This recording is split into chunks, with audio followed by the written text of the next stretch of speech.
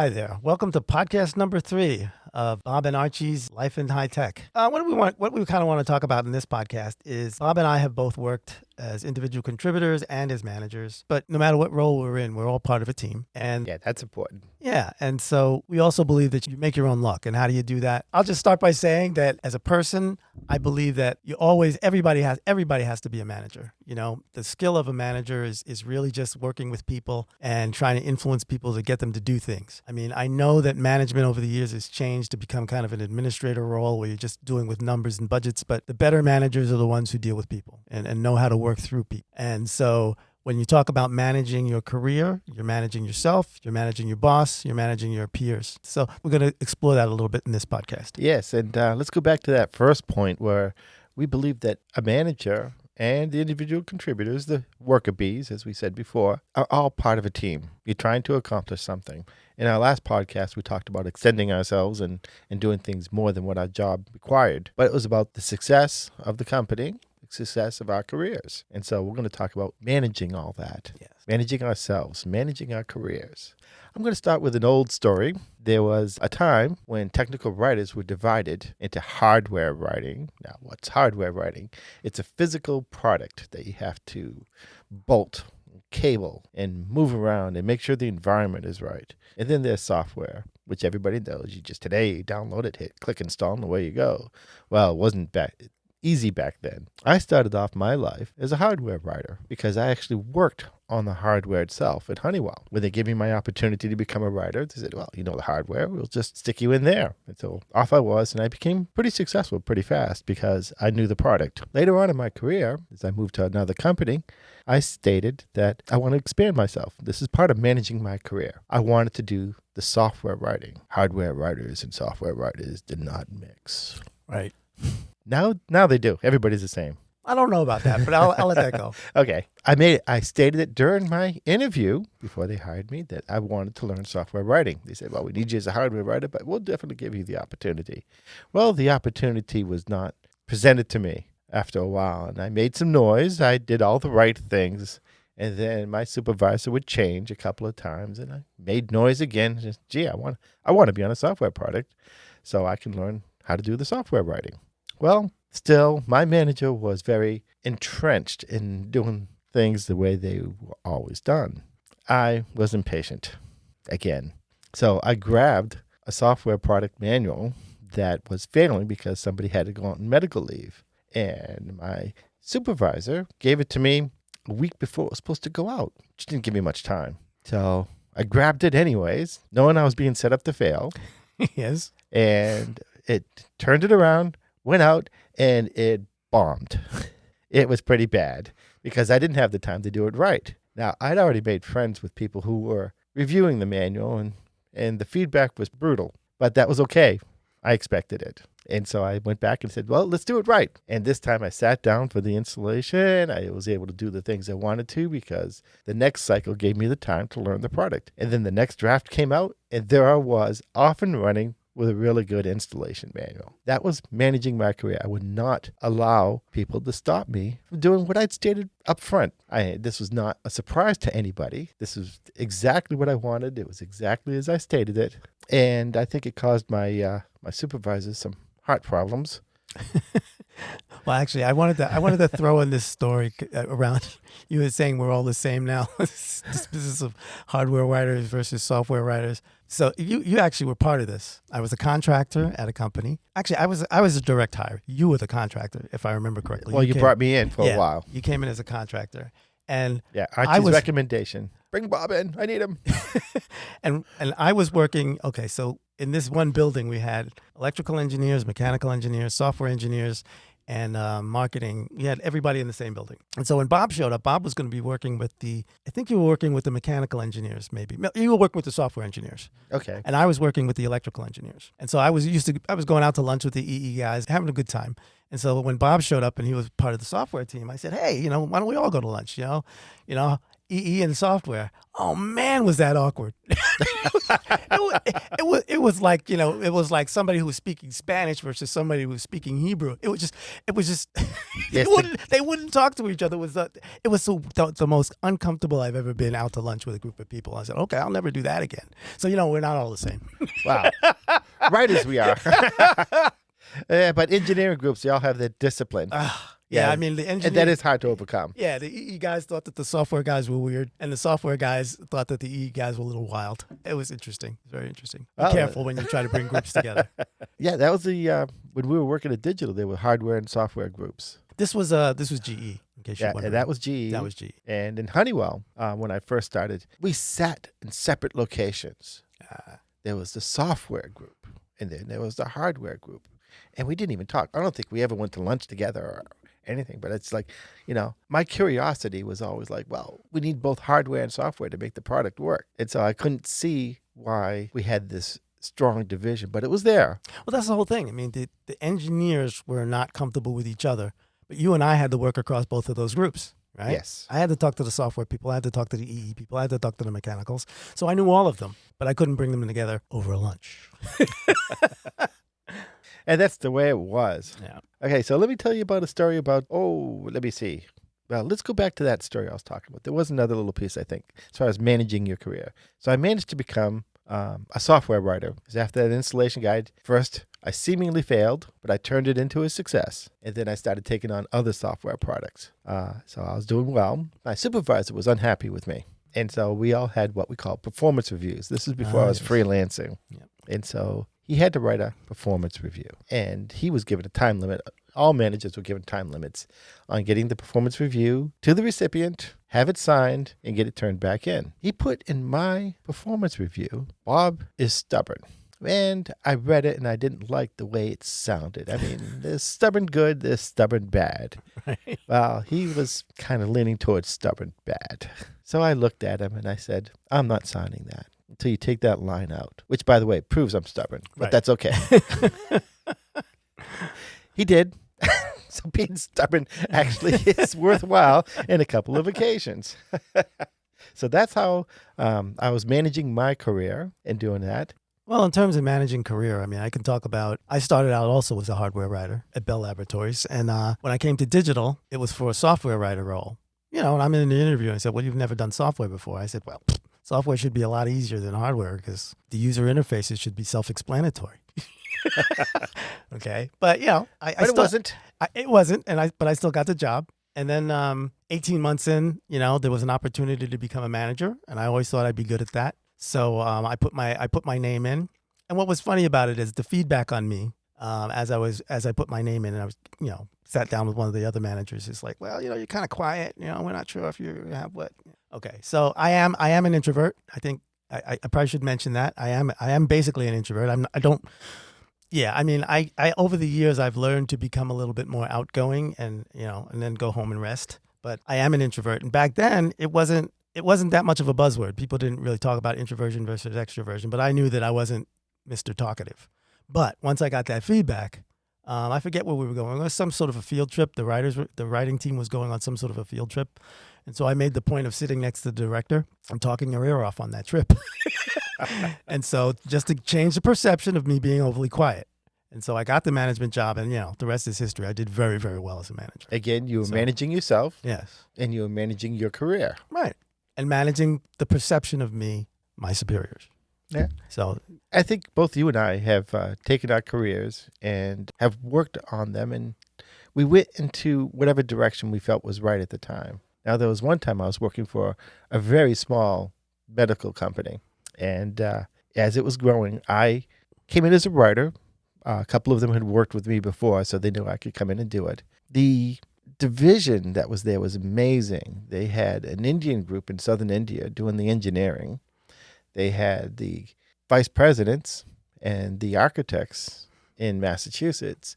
And then they had user interface developer, designer, really a graphics artist person, somewhere else. And the specs were not well written. What was being designed in India and what the graphic designer was doing didn't match up at all. sounds Now, about here right. I was, smack in the middle. Yep. And I knew what the product was supposed to be doing, and I knew what the users had to do, the tasks it had to perform.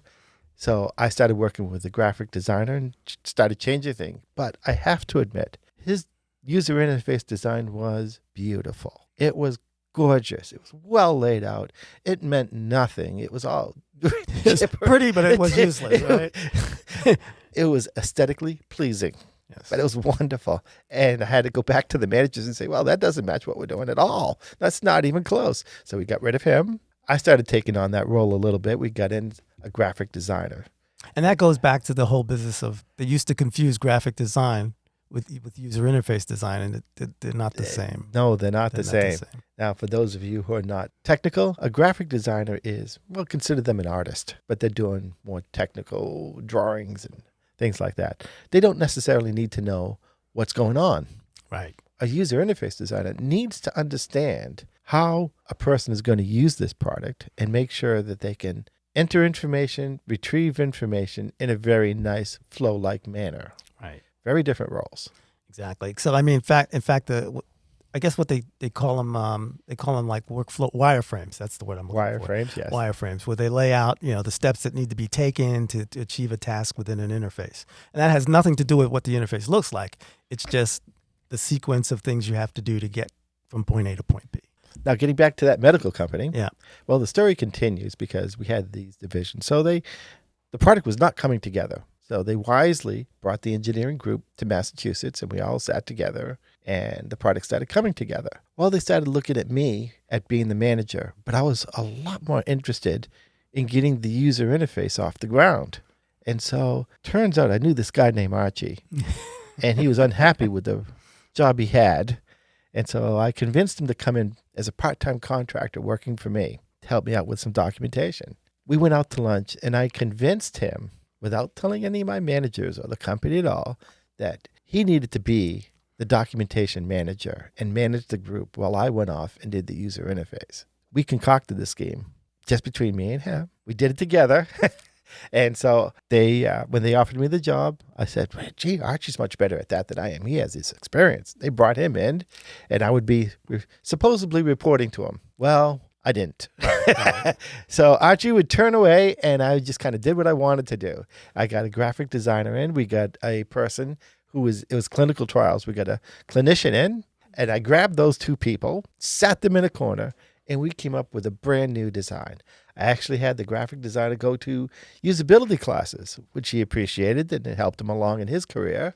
And we came up with something that was really, really nice, and the engineers were implementing it for us. Yeah, and in the meantime, what I was doing was building their training and documentation groups because they didn't have that, and I wasn't a writer in that role.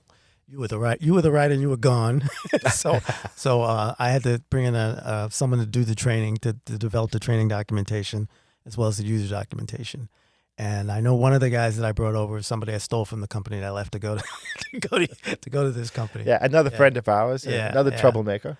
And this is another thing about managing the careers, because basically the reason I left that other company to come to the startup, because this was a startup, yes, was because the technology that they were working on was something that I knew was going to go away. So for those of you, if you go back 10 maybe 15 years ago, if you wanted to do a teleconference, you'd walk into a room and there'd be these huge machines that were hooked up using ISDN, which was a communications protocol. It was a big deal, and so that's what this company was making. And so it's like when laptops started to come up with that kind of communication software, and it became cheap and ubiquitous to do conference calls. The writing was on the wall for that company. So that's why I was happy to leave it.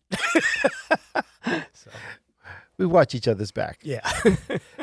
So you came in as the documentation manager, and you started getting the group together. I got the user interface. Well, actually, I came in as a contract writer first. Yeah, first. Yeah. I did that on purpose so they can get used to you. Yep. And they did. And so when it came time for me, they kept on wanting to promote me, and I said no. and that's when I convinced them to take you, which they were very happy to do. And of course, you turned a blind eye to my activities. Right. Now, I got into an awful lot of trouble. However, when the product went out to a customer site who was testing 2 or 3 competitors, they were comparing, contrasting, we came out on top as far as usability. Ah. And so it was, and that got us another round of funding. Yeah, So- but tell him the final story. 'Cause, well, okay. Here's how not to manage your career. Okay. Now, this is one of the how to be successful in a failing business type of thing. They decided we were doing a clinical software, and the managers at B decided that we were going to be hosting that medical software on our own servers, well protected, to different pharmaceutical companies. Well, the different pharmaceutical companies did not want their information being transferred on the same server as one of their competitors. And they said, we will buy the software and we'll install it in our own environment. And our manager said, no, you will do what we want you to do, and you will run it on our servers and we'll host it. And of course, the pharmaceuticals company said, see ya. yeah, exactly. You need me more than I need you. Thank you very much. And they went with our competitors who were Yeah. not as good, but were more compliant about how they were going to do things. And Exactly. we went out of business. However, I got to throw in the one story that I think is absolutely wild. The famous frozen turkey toss. Okay, Archie's laughing like crazy because he knows where this is going. We Yeah. had this wild woman in there who decided that tossing frozen turkeys was a riot. And that's what we're going to do for Thanksgiving because a number of our contract engineers were Indians, and this would introduce them to Thanksgiving. I didn't get the connection, but she said, no, we're going to toss frozen turkeys. Now, we had one guy in QA who was about the size of a really good football player. Nicest guy. Got along with him well. And then we had this tiny little Indian who was about 5'0", weighed about all of 50 pounds. And they were paid. This big guy was going to toss, 15-pound frozen turkey at this little guy. So Archie and I and our other writer jumped in our car and said, we're going out to lunch. Exactly. We did not witness the slaughter. So, yeah. And we fully expected to see an ambulance when we got back.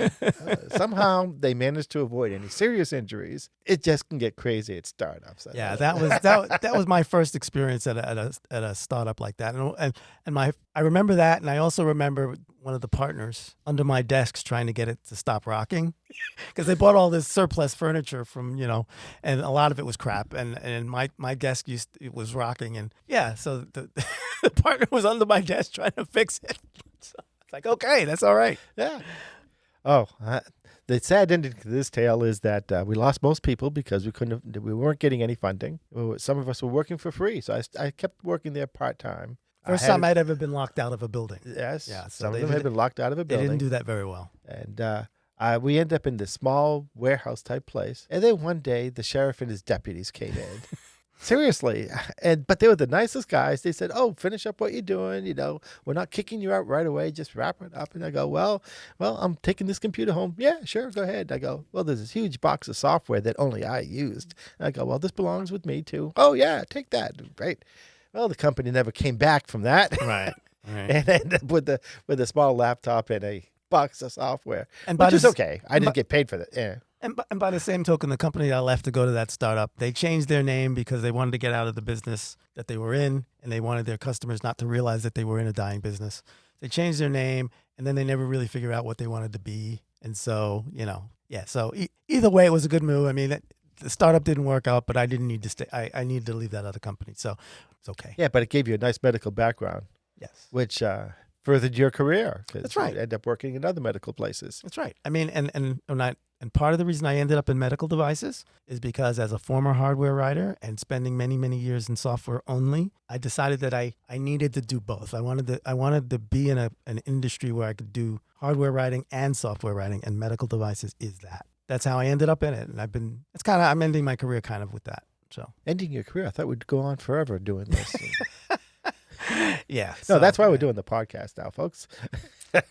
Tell you our lives about all Exactly. this before we Exactly. retire. Yeah, and I mean, and just in terms of managing your surroundings, because I they always talk about, again, if you read any of these books about managing careers, and you have to manage up, you have to manage down. So when I was a manager, I made it a point. I managed my people, but I also managed my boss. And the joke between my boss and I at that time was, he said, "Yeah, when we have our one-on-ones, you always come with a list of things you want me to do." As opposed to the other way around, because that's the way I worked. It's like I knew what I was doing, I knew what I wanted to do, and there were things I needed his help with. And actually, one of the most interesting stories, because I I'm still friends with him 20 years later. But one of the things he told me that I realized, I thought this was his brilliant idea, but it turned out it was the director's brilliant idea. I was trying to get, as a new pubs manager, I was trying to get into the engineering meetings because, how can I manage my group and manage their needs if I don't know what they are? Right. And the only way I'm going to find that out is if I'm part of their meetings. I can follow what their schedules are, what they're doing, where they're thinking of going, so I can start managing my resources. It's all about product development and knowing where it's going. Right. So they refused to let me attend those meetings. They said, well, we want somebody who can contribute and all that sort of crap. And I was like, yeah. So what my boss suggested, and like I said, I thought it was his idea, but it wasn't, was that he go because he was the next level up. And he said, I'll go to those meetings, see if they kick me out. And of course they didn't. And then he said, okay, yeah, Archie will do that for me now in the future. Will take over for me in the future meetings. And so that's how I got into those meetings, and the rest is history. Because again, that connection, being able to hear what all the controversies are, hear what's working, what's not, where they're going, where they're getting their budget or where they're allocating their budgets and all that stuff. That turned out to be critical for my success. Because I could anticipate their needs and make sure that I had people freed up or available when they were. And one of the things that came on with that is that at one point they took the main engineering group and split it into two groups. They had a platform group, and a platform is kind of like Windows is a platform, let's say. And then they had an applications group. Those are the things that work on the platform. Yeah, like an Outlet or Microsoft Word. Yeah, exactly. So they brought in a new engineering manager. And, my first move was to go and meet that guy, have a one-on-one with him and explain to him what my group did and how, because I think my winning line was, I said, look, if the other engineering manager, the platform engineering manager said he wanted to cut a couple of writers, I wouldn't have a problem with that. But your applications, you need us. This is part of my usability sale and all that other stuff. I said, you need us. You're the closest thing you have to usability engineers. You need us because your applications are what the customer is going to see. They don't see the platform. They see your stuff, right? Now, at the time, I also didn't know that there was another competing documentation group in that company. Oh, yes, that was fun. Yes, that was trying to take that business from me, right? So I didn't know this at the time, but yeah, I was told later. They were after that guy. They were trying to take that business from you. But apparently after I gave him my speech and I gave him my spiel, I stayed with me. Yeah. So that was that. And the undercurrent of that, since I was working for you at the time, was that the consultant engineers with whom I made friends with came over and said, well, this other doc group thinks they can do better. And Bob, we like your writing and let us know what we need to do to keep you. And I thought, wow, that's great. Yeah, that is great. See, I didn't know that. That's good. Now that's about managing yourself. You managed your group by selling it, by marketing it, by making sure everyone knew what we did. That's right. And so we managed up to have our managers know what we're doing and then have them do the things that we need. That kind of brings us to a point that I wanted to talk about. I don't know if I've already said this, but everybody we feel is on the same team is of equal level. That includes CEO, CTO, executives, worker bees, managers. We're all on a team. We all have a role to make the company successful. And so I think that attitude is the one that's helped us through our career, that we never saw us reporting to someone that we were under their dominion and had to do what they wanted us to do.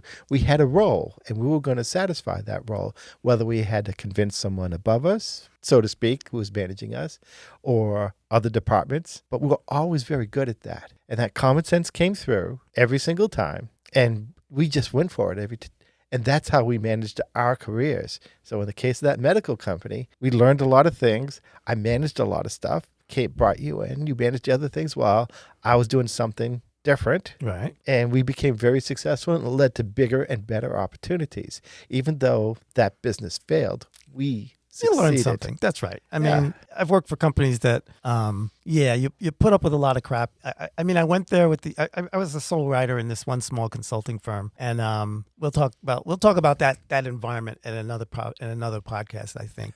But that's another long story. Yeah, it's another long story. But the thing is, even though the environment was terrible, I got to do some stuff that I hadn't done before. So I learned a whole bunch of things. And so I was able to take that and parlay it. Another short story about that. When I was at Bell Labs, back in some of the bigger companies, and I think this is still true of, say, like a Microsoft or an Apple or one of those companies, you had to take a bunch of training every year. You had to meet the requirements for your job, you had to take a certain number of hours of training. Yeah, I see that now with a number of companies. Though being a freelancer, I don't have to do that. Right. But what's good about that is that once at the labs, I had already taken all the courses associated with writing and that sort of thing. And so now I'm like, okay, I got all these hours of training that I got to take. Like, let's look at some other things. So I took the opportunity to learn C programming. Okay. Now, I didn't really do anything with it. I wrote some programs just to solidify the knowledge in my own head of how to use it. But then, I didn't do anything with it until we're working together at Digital. And okay, so I was the youngest manager in the department at the time. And the guy who was previously the youngest manager, he and I got into like a gentleman's competition. And so one of the projects that came up is that we were going to be converting all of our documentation from one format, SGML, not that that means anything to anybody at this point. Yeah, it's a language. Yeah, to another language to make it compatible with a different tool. So to his credit, to my competitor's credit, he jumped in and did it first. He got his group together and they did all this stuff and they got it. And in 3 months, they got all their documentation converted. And then he gave a presentation to the management team, how his group did it and all this other stuff. Yeah. And I'm sitting there looking at what he did. And I said, I could write a program to do that. Yeah. So I went back to my office. Yeah, what he did was very ponderous. Yes. So I went back to my office and I spent the next 2 hours writing a C program to do exactly what he described. I had my friend Bob here test it, and it worked. And we got all our stuff converted in 3 weeks. And I got a $2,500 bonus on top of it. And back then, $2,500 was a lot of money. So yeah, and they were still using it long after. I didn't get a piece of that pie. I wrote the program. But I tested it. I think you owe me lunch. So yeah, that's just a thing about, take your opportunities to learn where you can. You never know where it'll come in handy. Oh, absolutely. Yeah. A lot of the things that I did, I thought were one-offs, and they end up becoming very important later. Just keep your mind open. That's right. As far as managing yourself in your career, I think there's one other thing I might want to talk about. Okay. I was at this company and I guess I got the reputation, probably deservedly so, that Bob's doing the writing. Bob's going to do what he's going to do. So I'm managing all this and I decided to do a CD booklet since we talked about CDs and this booklet for the software. I went to the marketing guy, told him my new design, and I said, this is the way I think we should go. He loved it. Actually took a David Bowie CD and its booklet folded out, and I said, this is the format I want it to be in. So I went and did all that. Well, the marketing team thought it was a little too accurate. The product was not, we'll say that it was not really ready for the marketplace yet. Okay. It was not ready for prime time. So they decided to take the information and strike out the stuff that was technical, that would tell them to avoid certain traps. Oh, okay. To be careful on how to. Well, that's a little too hard for them. They should just install it. Well, if they do that, if it works with this, if they do this other program on the same computer, the whole thing blows up, burns down the building. But they didn't want to listen to that, so they took my booklet, redid it without me knowing. And then the chief technical officer came in. He's a friend of mine, and later on, and he goes, yeah, this is what they did. And oh my God. Yeah. But it went out to a couple of customers for testing. He comes back in and he goes, yeah, your CD booklet. Yeah, the feedback is it's content free, which made me fly into a rage. Oh, you know it. You know I didn't write that. But he and I had established it. He knew what I did. So I managed that. People inside knew what I did. So although the end product was changed, yes, I still able to keep my reputation in place. I have to admit, the whole content-free thing, I'm just going to throw this in as a statement to what sometimes I go on websites, like say you're interviewing for a company. So I go on the website to find out what the company does. You spend 20 minutes to a half hour reading all this stuff and say, I still don't know what they do. So it happens a lot. So this content-free thing, I assume that's marketing that does that. They take all the content out. Try to make it generic. Well, marketing isn't always bad. I've worked in marketing too a little bit. And when I'm there, I think it's good, but that's another story. I think that's all we need to say about marketing yourself and managing your career. So I think we'll wrap this up and we'll see you again at the next podcast. Again, we would like to thank the Sterling-Lancaster Community TV for recording this. And we definitely appreciate what they've done providing the studio. So take care and you have a good day. All right.